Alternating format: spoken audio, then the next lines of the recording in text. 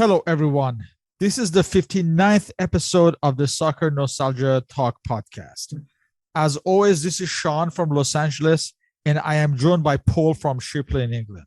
For this episode, we welcome back Brazilian journalist Mr. José Inácio Werneck as we discuss the Brazilian national team of the 1962 World Cup. Mr. Werneck is a journalist, lawyer, interpreter, translator, writer, and a triathlete. Welcome back. Hello, how are you? Nice to see you again, and Paul. Thank you for joining us. Thank you. Last time we discussed Brazil's 1958 World Cup win. For this World Cup in 1962, held in Chile, Brazil competed as defending champions in a completely different context, with the best player in the world still as a young man. It was a new decade and the age of television. Can you describe the state of Brazilian football and the national team in 1962 in terms of football culture and sociologically? Well, you just said something very interesting because you said it was the age of television. What happened is that in 1958, there was no television, as you know, so we heard the World Cup on the radio. In 1962, there was television, but no live broadcast. So what they had was videotapes. So you would listen to the game at home, say on a Sunday, and then on Monday, the tapes would be flown from Chile to Brazil. And then on Monday, you would sit in front of your telly and you would watch the tape. And what happened is that the tape was never as animated, as emotional, as thrilling as what people had heard on the radio, because the radio announcers were always very excited.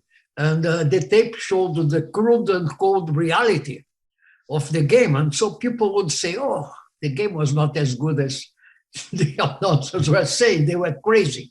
But this columnist for O Globo, Nelson Rodrigues, came up with a different idea. He said, no, the real game is the one that is shown or is told by the announcers, by the radio announcers. They are there and they are really describing what is going on. What happens is that the videotape is stupid. The videotape doesn't show what really happened. You have to believe the announcers and not the videotape. So that was the atmosphere of the 1962 World Cup. Everybody was very excited of Brazil retaining the World Cup, if possible. And there was a lot of hope. Pelé was in great form. Garrincha was at the apex of his form. He never played as well as he did in that World Cup in 1962, because Garrincha was a player that depended a lot on his physical fitness. He had many problems, to begin with his leg that was crooked, and that put a lot of pressure, the wrong pressure on his joints and things like that.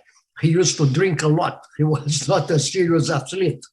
So he had a short career, as you know, and a short life.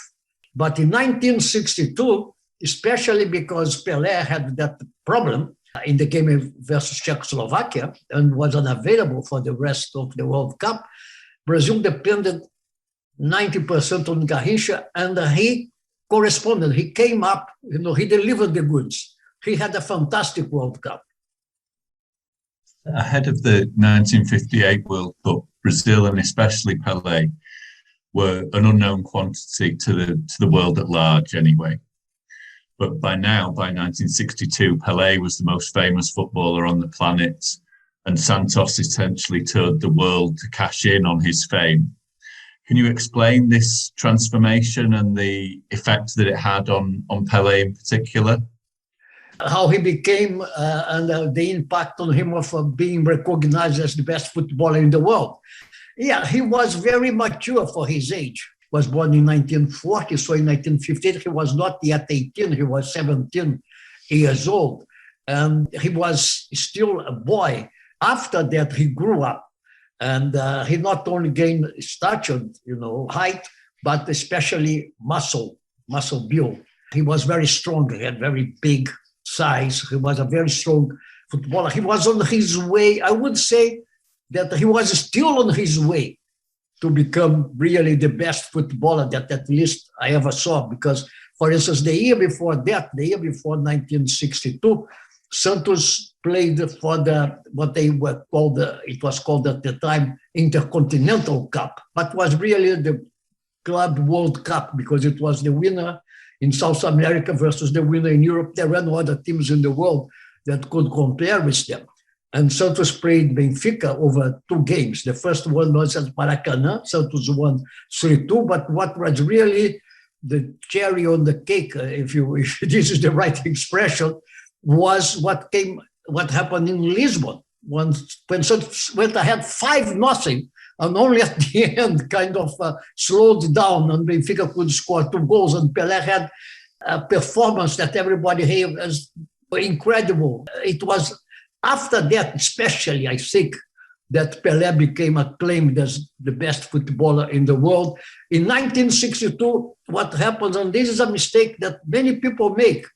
People say that Brazil won the World Cup in 1962 without Pelé, as if Pelé was not there.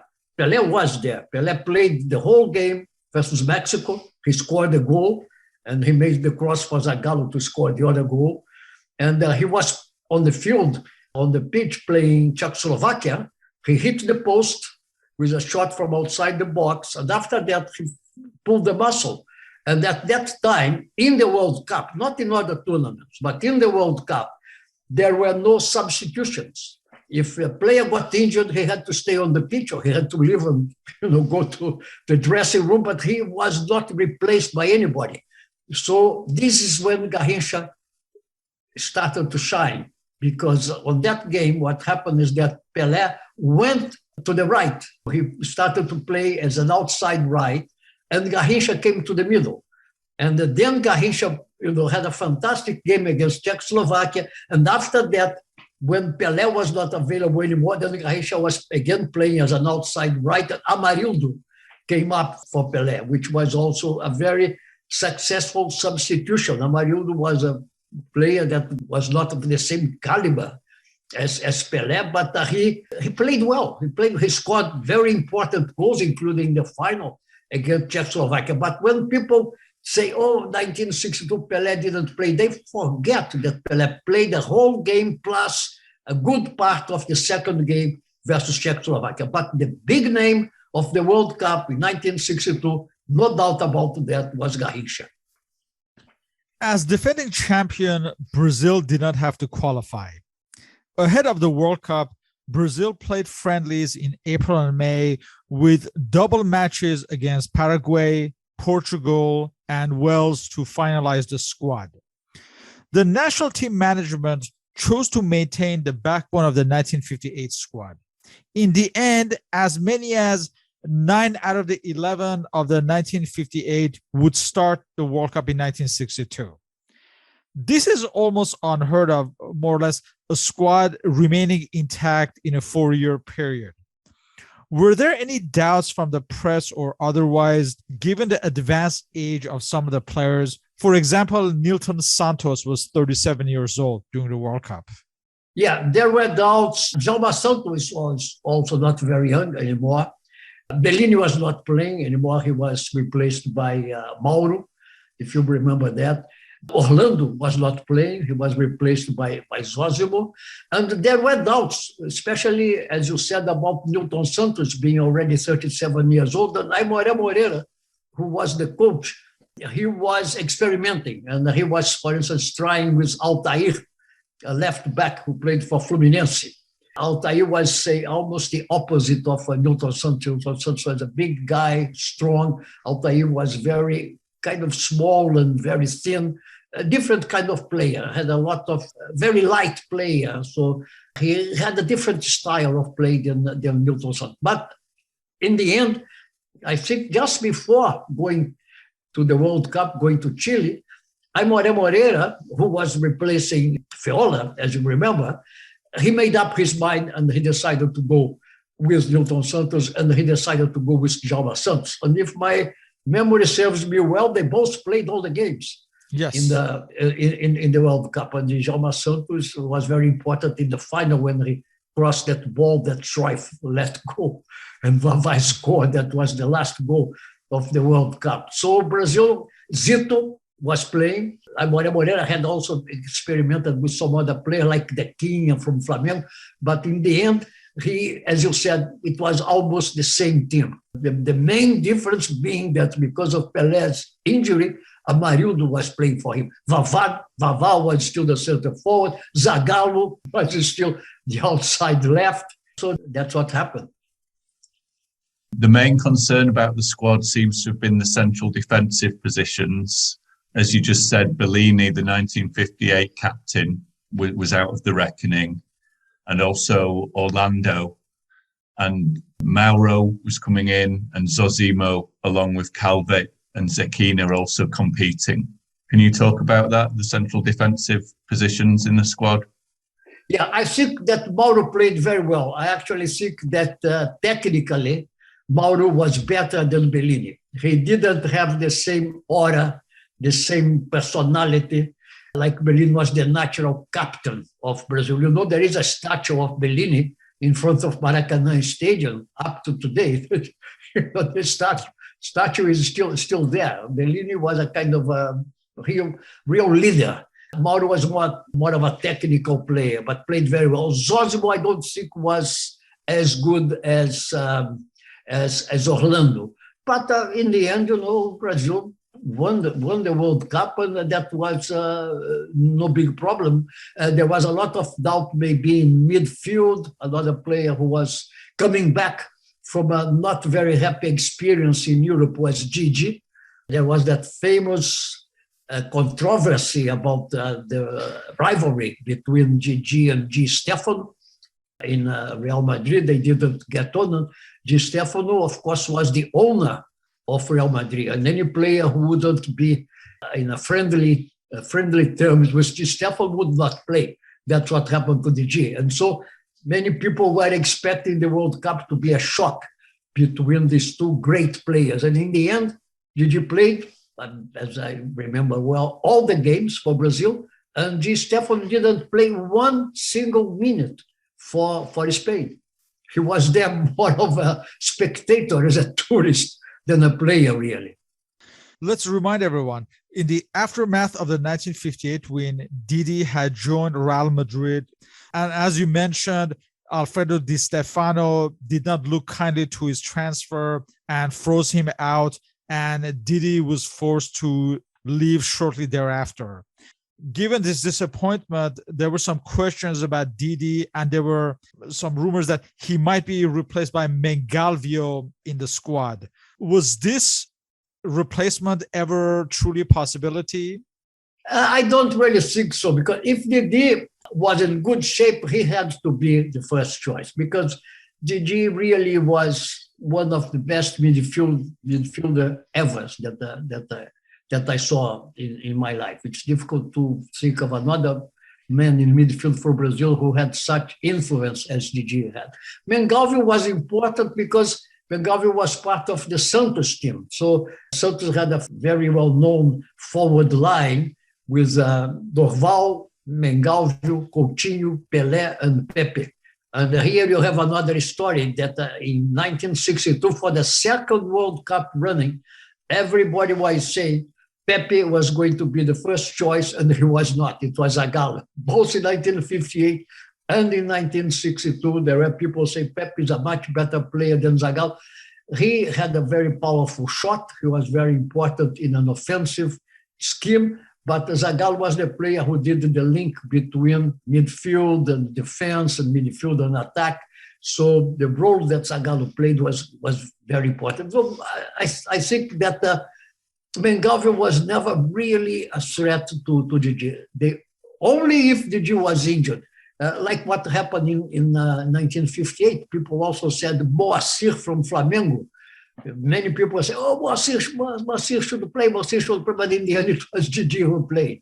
And another change that had happened from 1958 to 1962 was in 1958, as you remember, it was Gino Sani who was first playing for Brazil, and he lost his position to Zito, and Zito then in 1962 kept his position as first choice for Brazil. Gino Sani was out of the picture. As defending champions, how did Brazil's preparations differ from the 1958 World Cup ahead of this one? As usual, Brazil had a lot of time to prepare. It was different times, right? And CBD, which is the Brazilian Federation at the time, it was called CBD, Confederação Brasileira de Futebol. They could call the players for 2 months, 3 months. On the length of time that they did, there was no problem. So Brazil, as you said, played many friendlies. Like I remember, they also played Wales twice. I actually was in one of these games at Maracanã. And I remember, I think Brazil beat Wales by the same score, both in Rio and in São Paulo. Yes, 3-1, both times. 3-1, yeah. Both times. And they played Portugal also both times. They played Paraguay. So this is something that went like that until 1970. Brazil was still doing very long preparations for the World Cup. There was no problem. Only more recently is that because of the calendar now is much more busy than before. Managers don't have the same time to prepare a team like they had at that time. And let me just add something that in a way, the World Cup in 1962 was what made me decide to become a sports journalist, because I was still not a sports journalist. In 1958, I was working as a lawyer. 1958, I was still a student. Then I got my degree. Then I started to work as a lawyer. But watching the World Cup in 1962 on the videotapes, as I said, then, and Brazil being twice the world champion, I thought, I'd like to maybe work as a sports journalist. And in October, that was in June, right, the World Cup. And I think the first games were end of May, then the final was 2 or 3 days before the 21st of June, which marks the beginning of winter in Southern Hemisphere. And in October, I started to work as a journalist, which I still do. Many years, long time. Yeah. Let's discuss Brazil's national team delegation. It included Paulo Machado de Carvalho, who's the chief of the delegation. He was the owner of a TV station at Rio and Sao Paulo. You have Carlos Nascimento, who was a supervisor and the only Carioca in the group. You still had Vicente Feola, who was the 1958 World Cup winning manager. However, the manager for this year was Aimore Moreira. How was power shared, and how was, let's say, someone like Feola's role in this delegation? Feola was not there in 1962, right? Because in some reports I have it says he made up as part of the delegation. So I'm assuming that was incorrect then, right? I'll tell you something. I couldn't answer this question. I don't remember that. I remember that he was the coach in 1958. Yes. Then he was 1966, yeah. In 1958, he was the coach. He became ill because he was not a very healthy man. He was very heavy. Some people said that he would nap during the games. It was a current joke in Brazil that during the game people would catch Feola with his eyes closed and taking a nap. So in 1962, he was deemed not to be in very good condition. I don't really know why he came back in 1966, because in 1962, people already thought that he was not very fit to be doing that job. But I remember that, for instance, in 1965, he was again the manager, the coach for Brazil. He went to Europe with Brazil. I was part of that trip that Brazil did. So as far as I know, in 1962, if Feola was part of the delegation, it was just a kind of honor or some kind of ceremonial role, because he didn't really do anything. The head of the Brazilian delegation was João Avelange, was from Rio. Carlos Nascimento, as you said, was his trusted man, was also from Rio de Janeiro. Then there was José de Almeida, who was a kind of man of all trades for the Brazil delegation, also from Rio de Janeiro. Aimore Moreira, even though working in São Paulo, was also from Rio de Janeiro. He was the brother of Zezé Moreira, who had been the coach in 1954. And really, only Paulo Machado de Carvalho was the guy representing São Paulo. São Paulo, of course, was very important already at that time, and has always been like this. Brazil football has always been Rio and Sao Paulo. Up to today, you have other states like Minas Gerais, Rio Grande do Sul, but the real power has always been Rio de Janeiro and Sao Paulo. Let's discuss the Brazil squad, the final 22 players who made the 1962 World Cup squad. At number 1, Gilmar of Santos. Number 2, Jalma Santos of Palmeiras. Number 3, Mauro of Santos. Santos, yeah. Number 4, Zito of Santos. Number 5, Zosimo of Bangu. Number 6, Nilton Santos of Botafogo. Number 7, Garrincha of Botafogo. Number 8, Didi of Botafogo. Number 9, Coutinho of Santos. Number 10, Pele of Santos. Number 11, Pepe of Santos.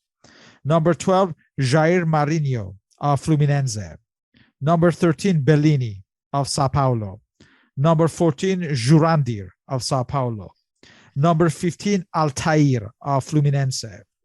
Number 16, Zequinha of Palmeiras. Number 17, Mengalvio of Santos. Number 18, Jair da Costa of Portuguesa. Number 19, Vava of Palmeiras. Number 20, Amarildo of Botafogo. Number 21, Zagallo of Botafogo. And number 22, Carlos Castillo of Fluminense. So in the end, you had 14 players who took part in 1958 were still in this squad. Those included Castillo, Bellini, Gilmar, Jalma Santos, Didi, Zagallo, Zosimo, Pele, Garrincha, Nilton Santos, Mauro, Zito, Vava, and Pepe. Yeah, and remember that Castillo, for instance, and Djalma Santos and Nilton Santos, they were in the 1954 World Cup as well. Yes. They came all the way from 1954. And much similar to 1958, the team was divided almost evenly between Rio and Sao Paulo. You had 10 Rio players and 12 Sao Paulo players. In my research, I came up with this, that due to superstition, the same DC-8 was piloted that took Brazil to Sweden in 1958, was flown with the same pilot to Chile this time as well. Yeah, it is true. Superstition has always been very important in Brazil. And Zagallo has always been a very superstitious man. You probably know that. He worships number 13. He thinks number 13 brings him a lot of luck. Superstition maybe because of the influence of African culture in Brazil, especially in Brazilian football. And they always have this kind of rituals, worshipping deities that come from the forest and the sea, like Iemanjá and things like that. They always say that Bahia in Brazil is a state that has a very big African influence from the time of slaves in Brazil. And people say that people who don't believe in this kind of things say that if this voodoo worked the Baiano championship, the championship in Bahia would always be a draw because, all the teams there resort to this kind of voodoo practices. So this has always been very part of the culture of Brazilian football. And Zagallo has especially been always very superstitious. And this story about the same guy flying the same plane, it is true. Everything in Brazil was like that. People have to do exactly the same routine from the day before, because if the day before you won a game with that routine, then you have to do the same. And the Botafogo especially was a club where Zagallo played. I remember in summer in Brazil, because one day they won a game wearing long-sleeved shirts. Then they became convinced that was important for them. It brought them good luck. So I remember Botafogo in summer in Brazil, temperature 40 degrees Celsius, 104 Fahrenheit, playing long sleeves because they thought it was lucky for them. And another interesting incident before this tournament involved Garrincha, that he left the national team training camp to go home to Po Grande and was missing for 3 days It was said that he was playing street football with children before going to Rio, and that a federation delegation was sent to find him. Can you shed any light on this incident? Was this known at the time?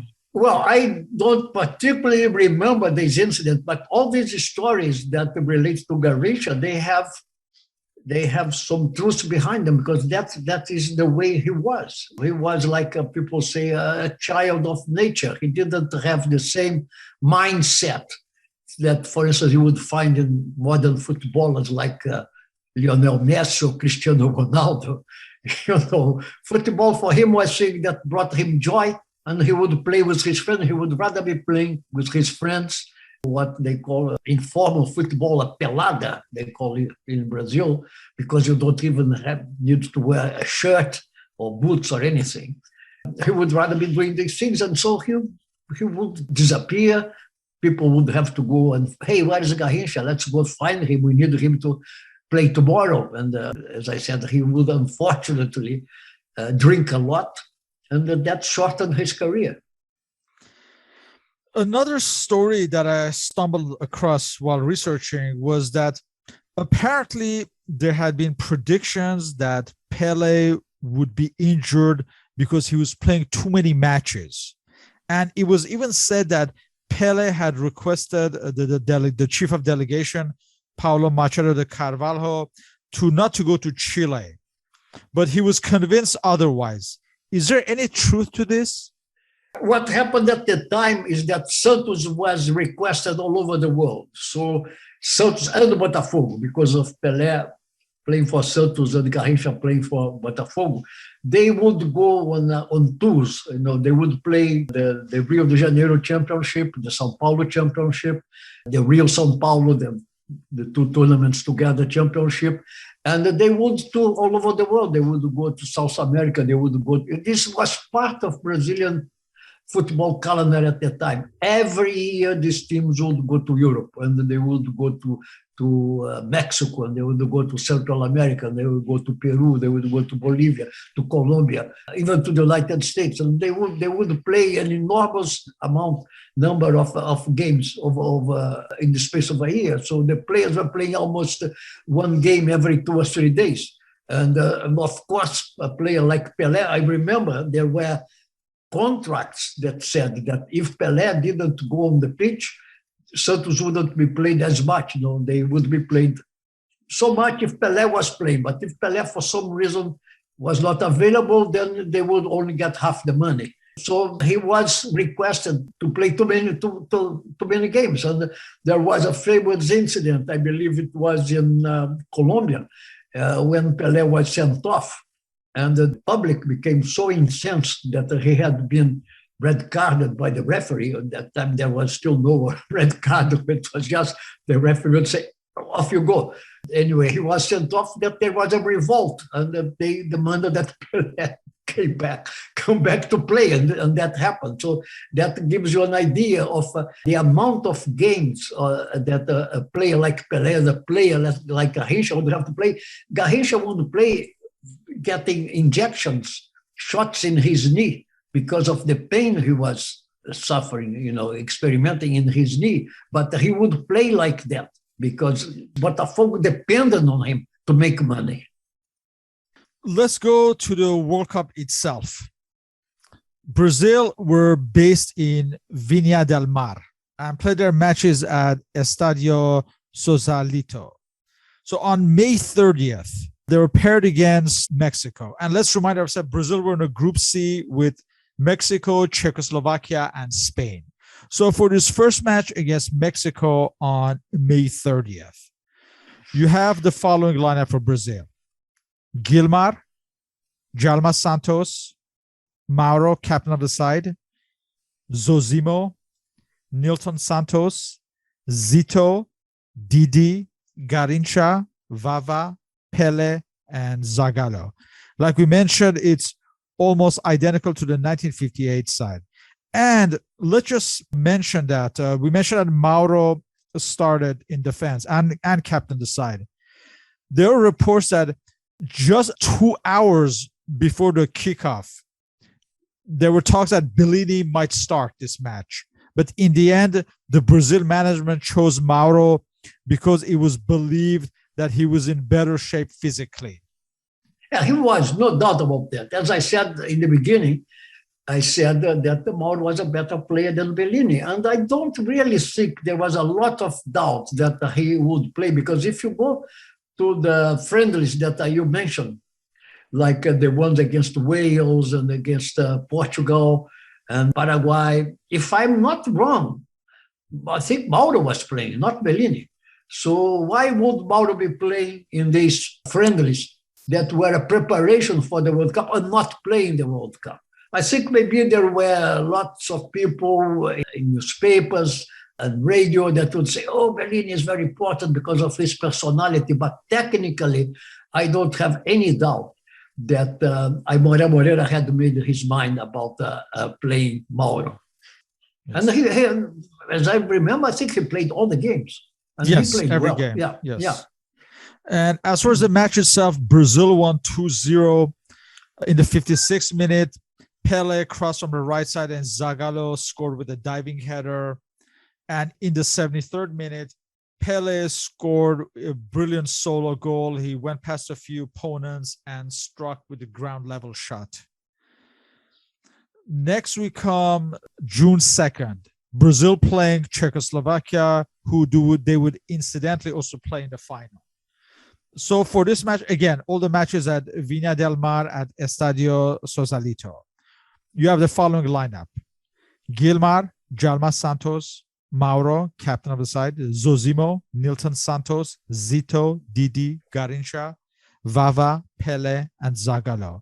Same lineup as the first one. Yeah, exactly. Same team. Yeah. And quickly going through the Czechoslovakia lineup managed by Rudolf Vitlacil, you have William Šrojf of Slovan Bratislava, Jan Lala of Dinamo Praha, Ladislav Novak, captain of the side from Dukla Praha, Svatopluk Pluskal of Dukla Praha, Jan Popluhar of Slovan Bratislava, Josef Masopust of Dukla Praha, Josef Stibrani of Spartak Trnava, Adolf Scherer of CH Bratislava, Andrzej Kvasnak of Spartak Sokolovo Praha, Josef Adamek of Dukla Praha, and Josef Jelinek of Dukla Praha.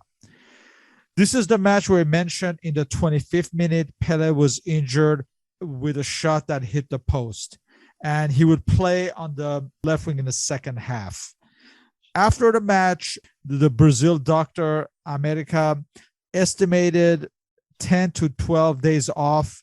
However, according to Dr. Hilton Gosling, 8 days would be sufficient. And obviously, we know that he would miss the rest of the tournament. But at this point, comparisons were made to what happened to Ferenc Puskás in 1954, when the Hungarian star was also injured in the first round. But in his case, he made it to the final. But at this point, no one knew if he would be ready for the final. But in any case, this was his last contribution as far as this World Cup. And the match ended in a scoreless tie. Yeah.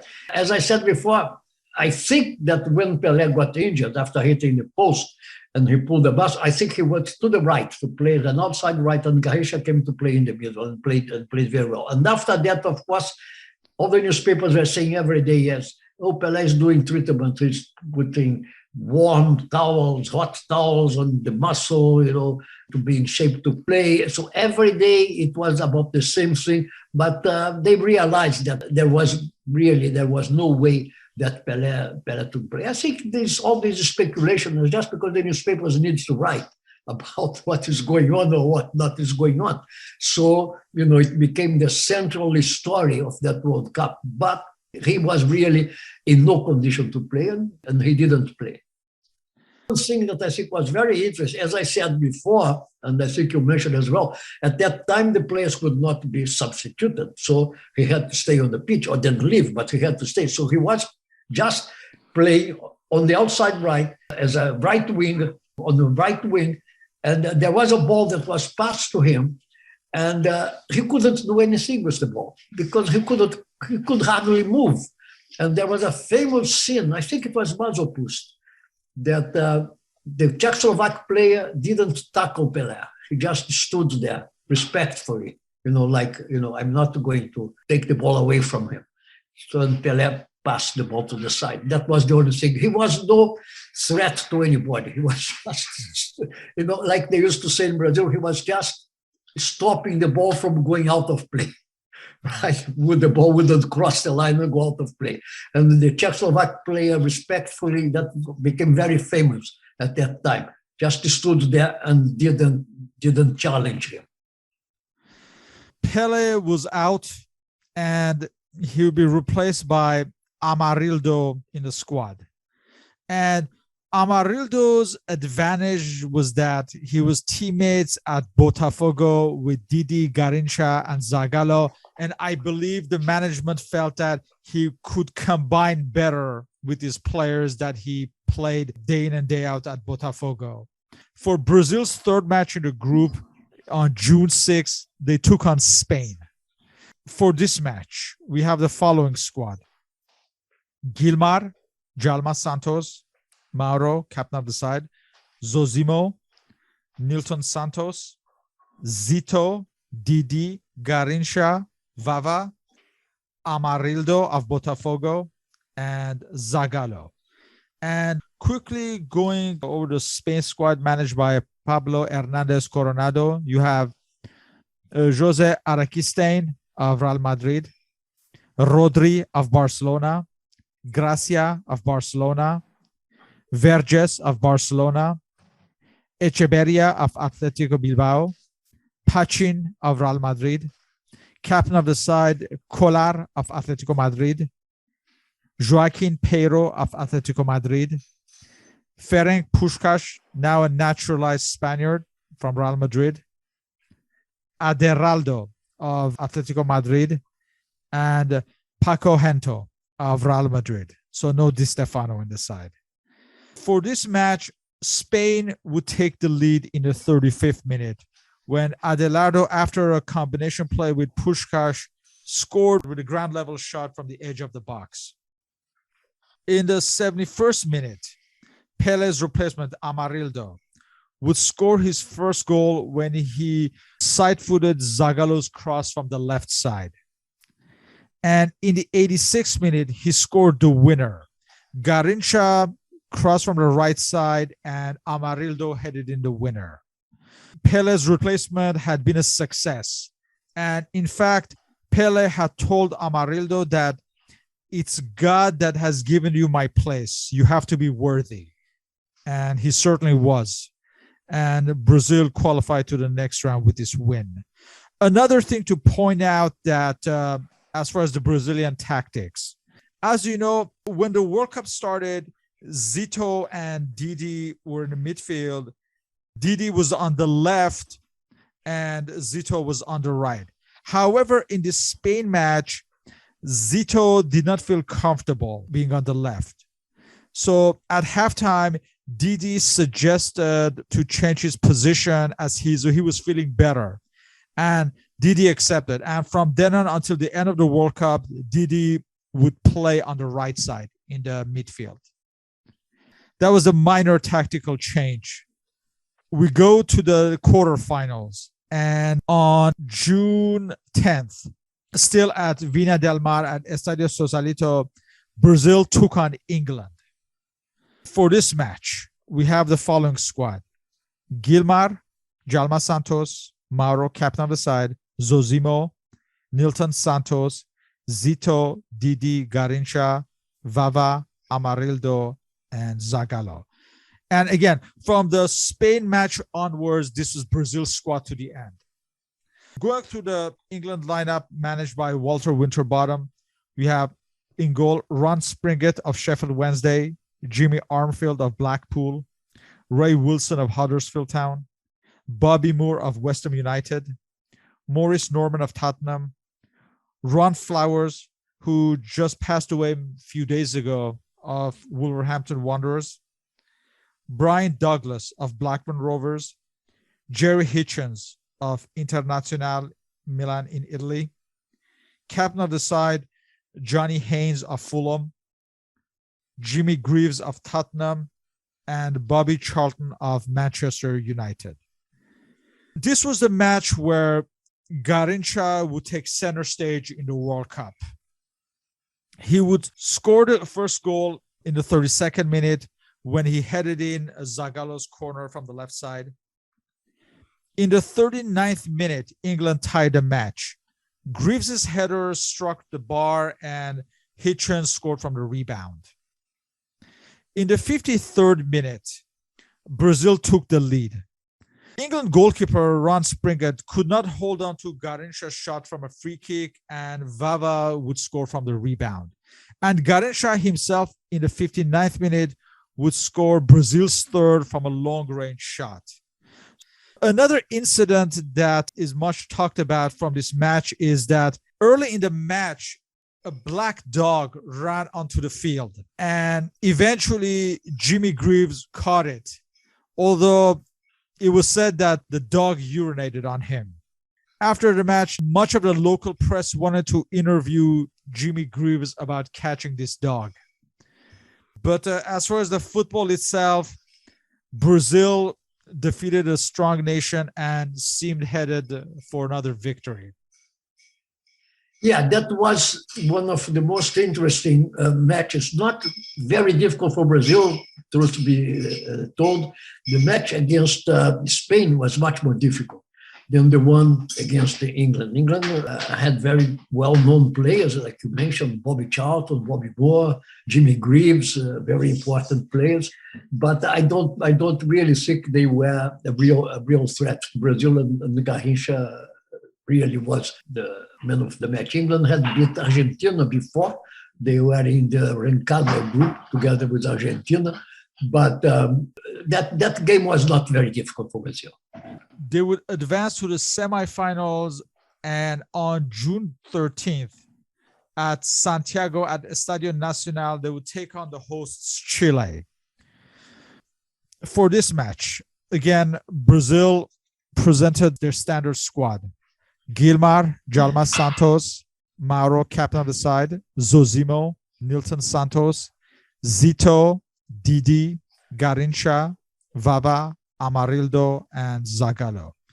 And quickly going to the Chile squad, managed by Fernando Riera, you have Misael Escuti of Colo Colo, Luis Eizaguirre of Universidad de Chile, Carlos Contreras of Universidad de Chile, Raúl Sánchez of Santiago Wanderers, Manuel Rodriguez of Unión Española, captain of the side Jorge Toro of Colo Colo, Eladio Rojas of Everton of Viña del Mar, Jaime Ramirez of Universidad de Chile, Honorio Landa of Unión Española, Armando Tobar of Universidad Católica, and Leonel Sanchez of Universidad de Chile.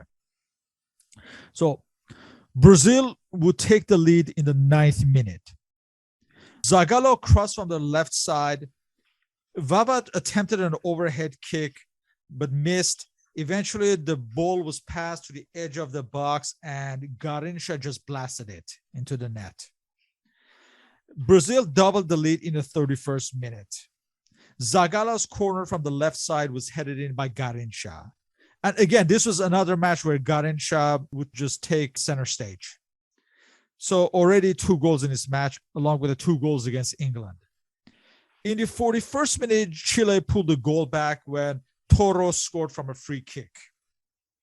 However, early in the second half, in the 48th minute, Garrincha took a corner from the right side that was headed in by Vava. Chile would pull another goal back in the 61st minute when Zosimo handled in the box and Leonel Sanchez scored from a penalty kick. However, Brazil would put the match out of reach in the 77th minute when Zagallo crossed from the left side and Vava headed in the 4th goal. So 2 goals by Garrincha, 2 goals by Vava.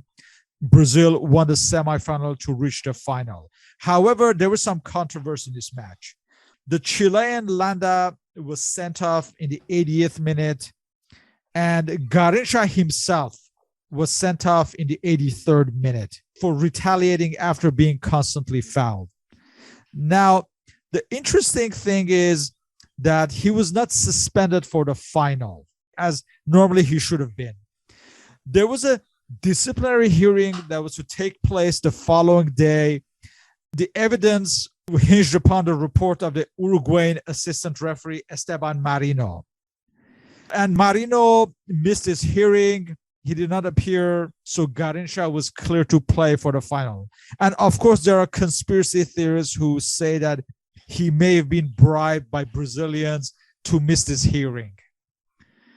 Yeah, I remember the referee for this game was a guy from Peru, Arturo Yamazaki. Esteban Marino was one of the linesmen, as you said. And there is this theory, I don't know, but people say that the report had to come from the referee, right, from Yamazaki. And I don't know whether it was Yamazaki or Esteban Marino.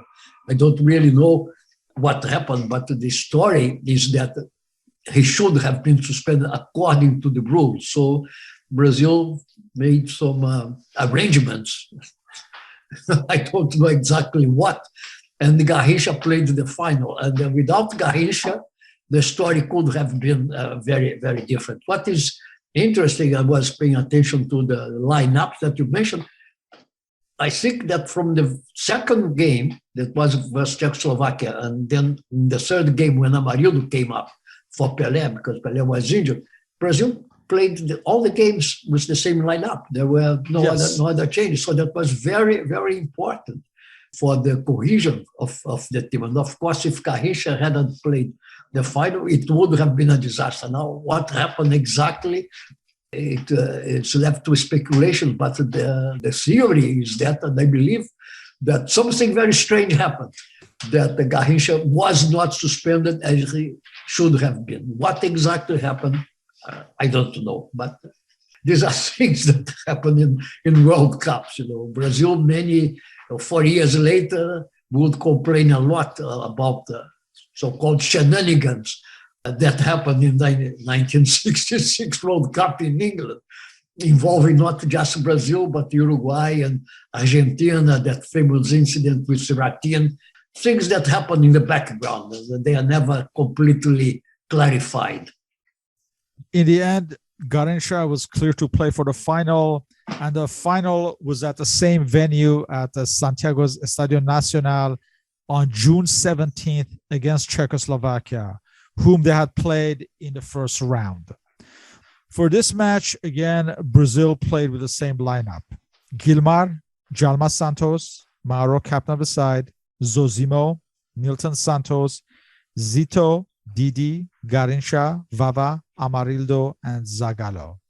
And going to the Czechoslovakia lineup managed by Rudolf Vitlacil, you have William Schroif, whom we'll talk about for this final, from Slovan Bratislava, Jiří Tichy of CH Bratislava, Jan Popluhar of Slovan Bratislava, captain of the side Ladislav Novak of Dukla Praha, Svatopluk Puskal of Dukla Praha, Josef Masopust of Dukla Praha, Tomas Pospikal of Baník Ostrava, Adolf Scherer of CH Bratislava, Josef Kadabra of TJ SONP Kladno, Andrej Kvasnak of Spartak Sokolova Praha, and Josef Jelinek of Dukla Praha. So for this match, I guess many people would have seen it as a formality for Brazil to win easily. However, against all odds, Czechoslovakia took the lead in the 15th minute through Josef Masopust. However, Brazil almost immediately tied the match. After throwing on the left side from a very narrow angle, Amarildo shot past Schroif. And Schroif would have a disappointing match in goal for Czechoslovakia, even though overall he had a good tournament. But he would be the scapegoat for Czechoslovakia for this final. That was the first goal in the 17th minute for Brazil. Brazil would have to wait until the 68th minute when they doubled the lead. Amarildo crossed, and Zito, all he had to do was head into an empty net. In the 77th minute, to compound on Cruyff's misery, Jalma Santos sent a long cross in the box. Cruyff tried to handle it, but it slipped through his hands, and it fell perfectly for Vava right at the doorstep to just score the third one.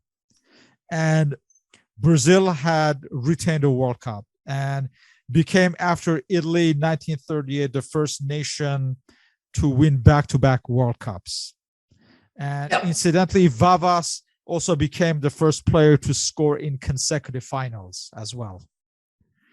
And you must remember that in 1958, Vavá was playing for Brazil together with Mazzola, who 4 years later was playing, for which team? Italy, under the name Altafini. And not only Altafini was an oriundo, as the Italians call them, but Maschio, there was also another Argentinian player who was playing for Italy. Sivori, I think. Sivori, exactly. Yeah. Maschio and Sivori and Altafini, who used to be called Mazzola in Brazil. And there was that famous Battle of Santiago that involved Italy and Chile. But that's a different story. The story of the final is how miserable was the day was for Cruyff. And what happened in the last goal is that he was blinded by the sun. When the ball came, he went for the ball, but he couldn't see the ball because of the sun. And the ball dropped at the feet of Vavá, and Vavá scored. And the first goal by Amarildo, that was the subject of a lot of discussion. Did Amarildo really aim to take a shot or cross? The fact is that the ball went in, and the people are still arguing up until today. No, he really meant to score. No, he was trying to cross. And Cruyff miserably let the ball in. That was a disappointment for Czechoslovakia, of course. But Brazil was better than Czechoslovakia. Brazil had a more mature team, more experienced players. And the Garrincha was playing very well. So, in the end, the result was kind of logical. The best team at the time was Brazil, and Brazil won the World Cup. To discuss the tactics of this victory, in our last podcast for the 1958 World Cup, you took issue with the conventional belief that Brazil were using a 4-2-4 formation, and you believed it was more of a 4-3-3 with Zagallo dropping back. And in the reports about the 1962 World Cup, again, it says more that Brazil were playing this 4-3-3 with Zagallo in a more withdrawn role. Can you talk about the tactics? Was there any significant change between 58 and 62? No changes. What happens is that people were slow to realize that Brazil never really was playing 4-2-4. Brazil was playing 4-3-3 all the time because the way Zagallo was, I don't think it was a matter of tactic. I think that if Pepe had been fit in 1958, Brazil would have played 4-2-4 because Pepe was offensive outside left.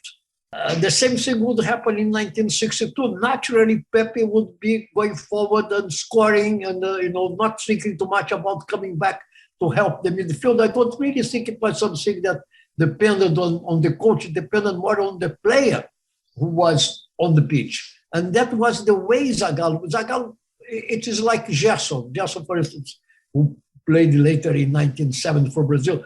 When Gerson was in the team would always play a certain way because of the way Gerson played. He was a midfield player who was very good at passing the ball.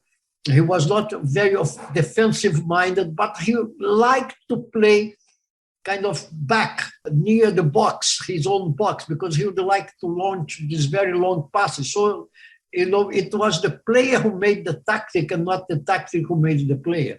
And so it was the same with Zagallo. That was the way Zagallo played. And so in 1962, Brazil was because of Zagallo was on the team, Brazil was definitely playing a 4-3-3. That was the way the team naturally was when Zagallo was on the pitch. Yeah, I guess the main minor change would be that Zito and Didi changing their positions from left to right after the Spain match with, I guess, with Didi moving to the right and Zito to the left. That would be the main change. Yeah, I mean, that was also something that, as you said, in the game against Spain, they talked about it on the pitch and they decided it by themselves. It was not Aimoré Moreira who told them to do that. It was Zito and Didi who talked and they said, okay, let's change sides. I'll play here and you play there. That's what happened. Let's just remind everyone. So we have Gilmar in goal. The left back is Nilton Santos. The right back is Jalma Santos. The center left is Zosimo. The center right is Mauro. You have Zagallo on the left side, slightly forward, and Zito middle, and Didi to the right after the Spain match. And up front, you have Amarildo on the left, Vava at the center, and Garincha on the right.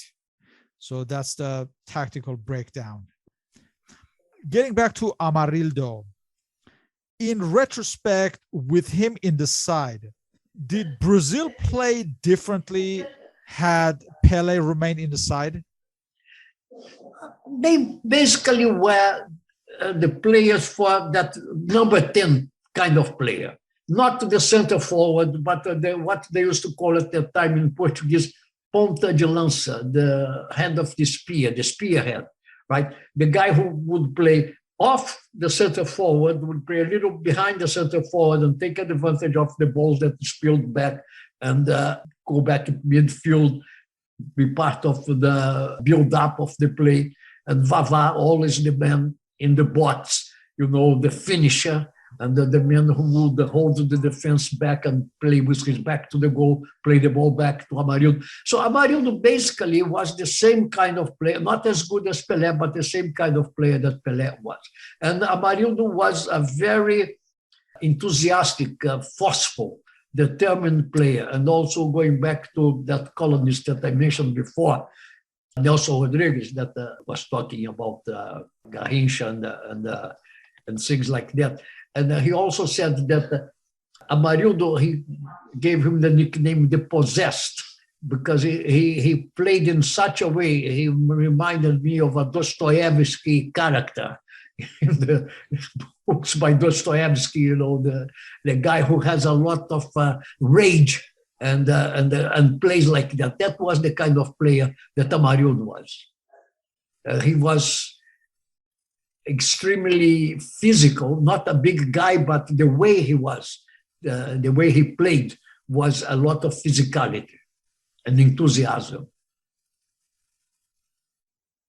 The player that you've mentioned frequently, maybe the player who's most associated with this World Cup win was Garrincha.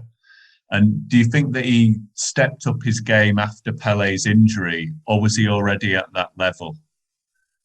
I think he stepped up. He technically he was already at that level, but I think that he took on this job because Pelé was a natural star of the team. With no Pelé on the field, then Garrincha kind of said, "No, it is my turn to shine now.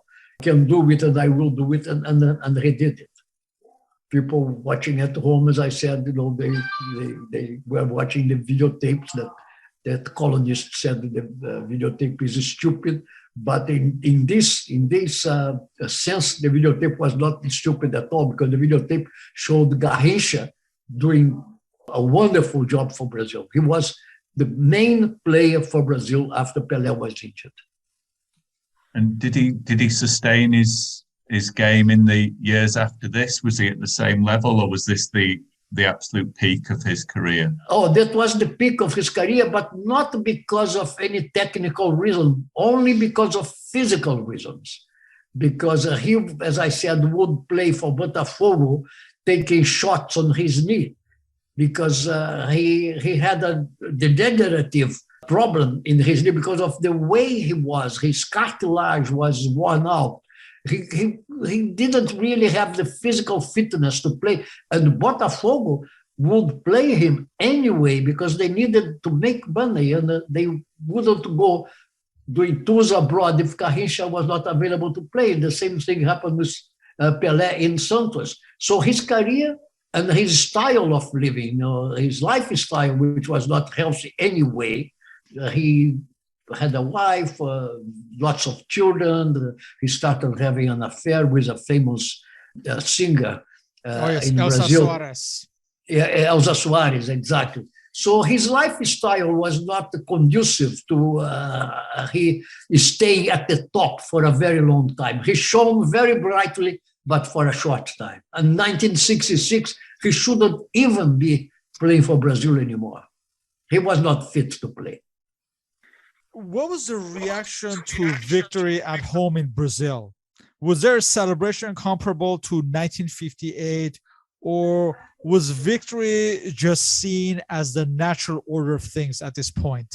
Yeah, the celebrations were not as, say, enthusiastic as the ones in 1958. Because 1958 was more because, it was like this gigantic exuberance after what had happened in 1954, and that people were saying at the time that the Brazilian players didn't have the personality to win the World Cup, mostly because they were of, say, mixed race, and they would kind of not impose their personality against Europeans. All these funny theories that happened in Brazil at the time. So 1958 came as a big moment for affirming Brazil's personality in front of the world. So in 1962, people kind of accepted it more naturally. They accepted that, Brazil has a very good team, some of the best players in the world, and it is only natural that we win the World Cup again. And how do you view this 1962 victory against Brazil's other World Cup wins? Do you think that this one's sometimes overlooked a little bit in comparison with the other World Cups that Brazil have won? No, I think the two most important World Cups that Brazil won was the first one in 1958 because of all that kind of tension that existed before, and 1970 because of the circumstances of Brazil winning for the third time, especially because of the disaster that had been 1966 and the apex of the culmination of Pelé's career. You remember that in 1958, Pelé didn't play all the games. He didn't play the first two games in 1958. He only started to play in the third game against the Soviet Union. He didn't play against Austria, didn't play against England. In 1962, he played the first game versus Mexico. The second game, he was injured in 25 minutes in the first half, so he didn't play the rest of the World Cup. 1966 was a total disaster. He also, again, was injured in that game against Portugal. He was kicked by that Vicente, if I remember, the Portuguese player, who was very rough on him. And he shouldn't really be even on the pitch that day because he was not in good physical condition. So in 1970, it was the only World Cup in which Pelé played all the games, all the minutes. He was on the pitch in every game and all the time. And he scored great goals and he was the leader of Brazil. So because of this, I would say 1958 and 1970 were the two most memorable World Cups for Brazil. Once again, we'd like to thank you for your participation in this interview. Again, it was a pleasure. It was a pleasure and very enriching for us as well. And we always enjoy these discussions to relive the past and the past of football. And again, I want to stress that as someone who is there as a witness, your contribution is priceless for that era. And I thank you once again. You're welcome. Thank you. For any questions and comments, you may contact me on my blog or Facebook under Soccer Nostalgia. On Twitter, I'm at SP1873. Mr. Paul Whittle can be contacted on his blog, The 1888 Letter. On Twitter, he's at 1888 Letter. You may also follow the podcast on Spotify under Soccer Nostalgia Talk Podcast. Mr. Werneck can be contacted on Twitter at Werneck Inácio and at Brazil Copa 70. Again, all this information is listed on the blog and Spotify uploads. So once again, Mr. Werneck, thank you, and look forward to further discussions. Thank you very much. Thank you. Bye-bye. Thank you. Thank you.